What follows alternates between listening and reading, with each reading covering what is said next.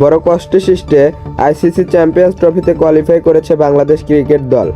একসময় একদিনের ক্রিকেটে পরাশক্তির কাতারে চলে গেলেও এখন যেন তার সোনালি অতীত।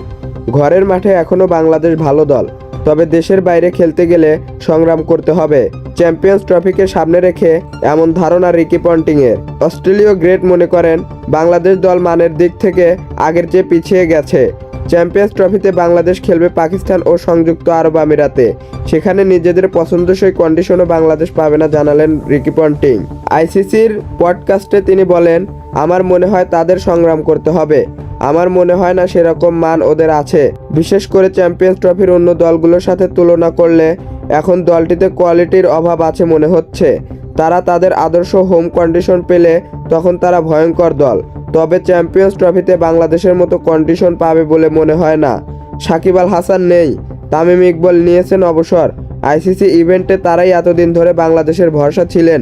তবে মাহমুদুল্লাহ রিয়াদ ও মুশফিকুর রহিম যাচ্ছেন সম্ভবত নিজেদের শেষ আইসিসি ইভেন্ট খেলতে।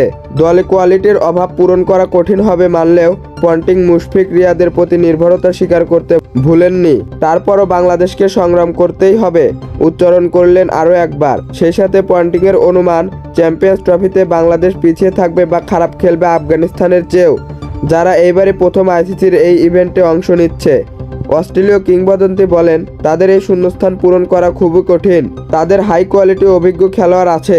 বড় টুর্নামেন্টে তাদের উপর দল অনেক নির্ভরশীল।